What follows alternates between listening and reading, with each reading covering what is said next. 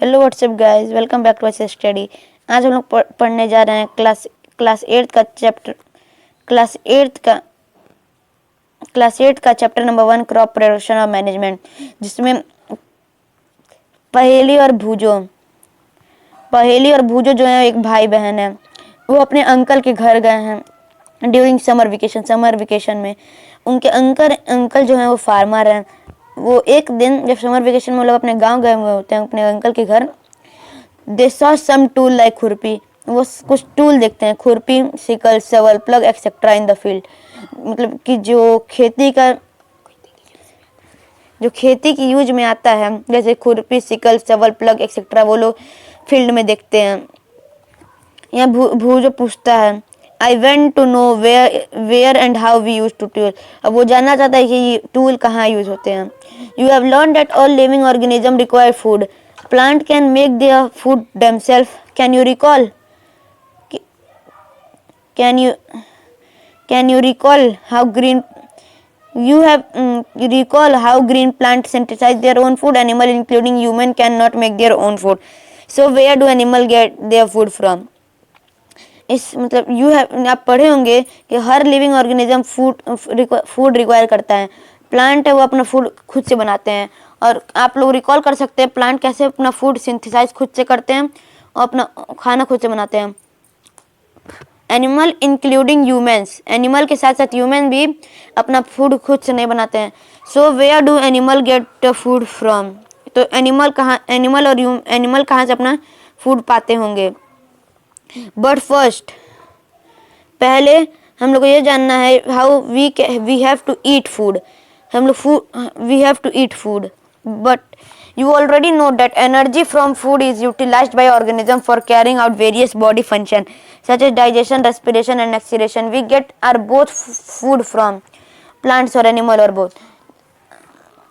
आप लोग पहले से जानते होंगे कि एनर्जी जो है हम लोग फूड से यूटिलाइज करते हैं, ऑर्गेनिज्म से। Carrying out various body activity जो होते हैं फूड कैरी करता है, फूड से एनर्जी मिलता है। जो फंक्शन सच डाइजेशन होता है, रेस्पिरेशन होता है, एक्सक्रीशन होता है। डाइजेशन खाना पचाना, रेस्पिरेशन सांस लेना, एक्सक्रीशन वेस्ट को बाहर निकालना। We get our food from plants और एनिमल और बोथ। हम लोग अपना खाना प्लांट से भी पाते हैं, एनिमल से भी पाते हैं, और दोनों से भी पाते हैं।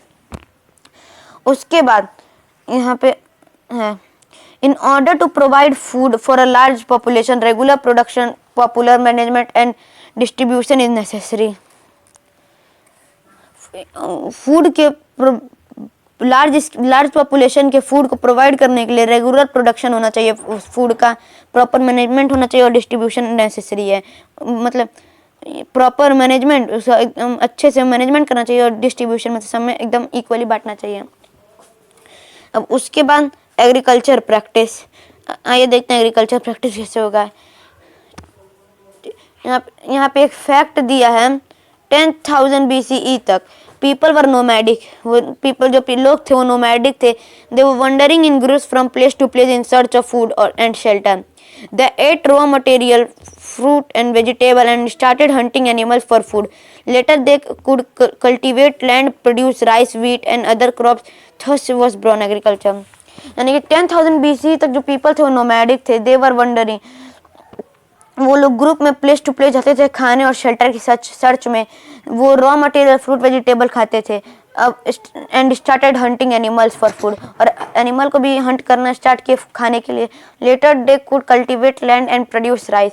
अब बाद में वो लैंड को, जमीन को कल्टीवेट करे और राइस, व्हीट और अदर क्रॉप्स यानी कि दूसरे तरह के क्रॉप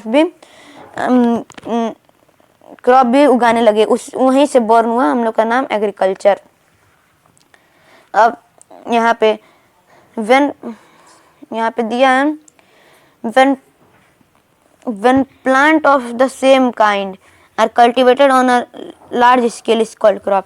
यानी कि जब सेम टाइप्स की क्रॉप, जो सेम टाइप्स के प्लांट हैं वो एक लार्ज स्केल पे कल्टीवेट होते हैं, उसे हम लोग कहते हैं crop.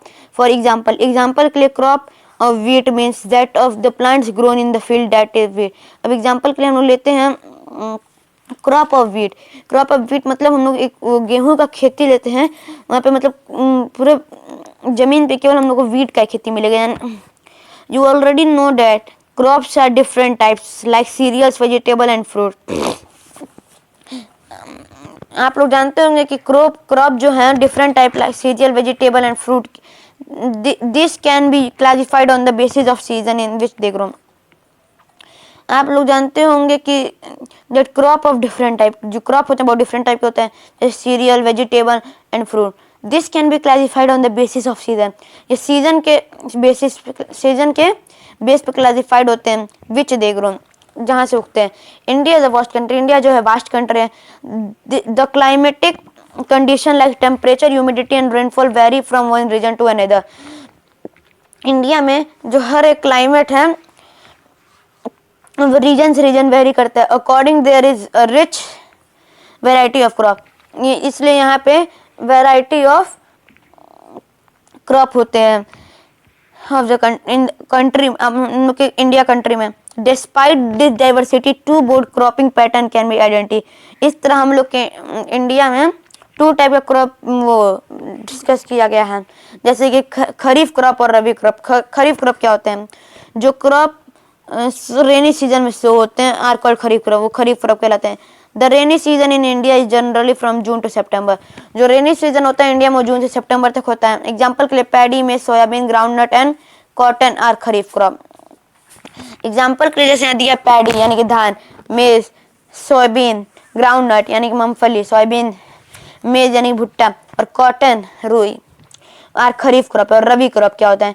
The crop are grown, जो क्रॉप है वो ग्रोन होते हैं विंटर सीजन में अक्टूबर टू मार्च सीजन में ग्रो होते हैं. क्रॉप्स आर कॉल्ड वीट होता है. Gram, pea, mustard and linseed. मटर मतलब यानी चना, गेहूं, पी यानी कि मटर, mustard and linseed. Mustard यानी कि सरसों और लीन सीड.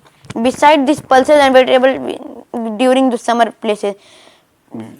इसको छोड़ के जो वेजिटेबल और पल्सेस हैं वो समर के सीजन में ग्रो होते हैं. Thank you. इसके आगे का हम लोग पढ़ेंगे पार्ट सेकेंड में.